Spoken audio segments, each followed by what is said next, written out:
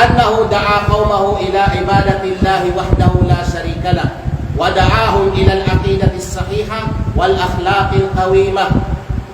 Si Nabi Isa alaihi salam launan igunggat nan idakwan nan yang kauman nan yang Bani Israel padig sang pagsimba kanan na Allah Ta'ala sambuktanan au di pagsakuto kanan tauhid. Yang malaw ko kamay yaning tauhid, yaning aqida, yaning dakwa ng mga kanabi-nabiyan. Yaning yapon yung dakwa ni Nabi Isa alaihi salam sa Bani Israel yang pagsambuk kanan na Allah Ta'ala sa pagsimba. Pagsambuk kanan na Allah Ta'ala sa pagkakadunan. Yang kay isagdan ni Nabi Isa alaihi salam yang kanan kauman sigin sang pagsimba sang lain pasang Allah Ta'ala pagsakuto kanan. Iingat ni Nabi Isa alaihi salam, idakwa ni Nabi Isa alaihi salam yang kanang kauman padin sang akida, insakto na akida, doktrina wal akhlaqil qawima o magkaturid na mga pamatasan, mangkadyo na mga pamatasan. Unang law ng Allah Ta'ala makapantak ng Nabi Isa alaihi salam, inna Allaha rabbi wa rabbukum fa'budu hada siratul mustaqim. Law ng Allah Ta'ala na yagalong si Nabi Isa sa benar-benar yang Allah Ta'ala launan yang anak kadenan au yang kadenan mayo agaw sa simbabay yan na Allah Ta'ala kaya yan launan yang matuwid na dalan yan yung dan na matuwid agaw sa yan yung pinakpan nila na dan na matuwid kuno ka yan dan na matuwid ni Nabi Isa a.s. yung pagtawhid pagsambuk ka na Allah Ta'ala.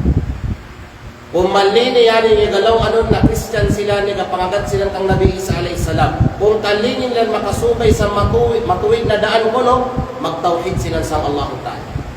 Tangkuhan nila niyang pagsyirka, yan yung matuwid na daan na idakwa ni Nabi Isa alayhi salam.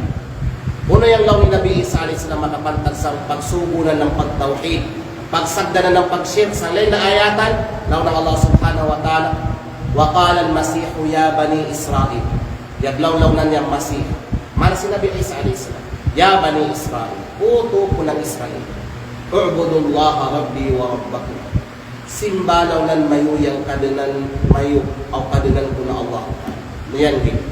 Kaya nga, innahu may yushrik billah. Sino lang nan niyang magsakuto sang Allah Ta'ala, faqad harramallahu alayhi al-jannah. Iharam ng Allah Ta'ala kanan niyang surga, wa ma'wahun nar. O yung pagkuyada ng napirmaminti yung naraka, wa ma'lil zalimina min ansar. Awala lang ng makatabang sa mga uto ng mga limbungan.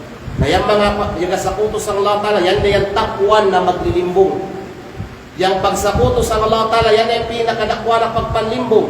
Kaya yung utaw, aon manig yung klasiyan na pagpanlimbong.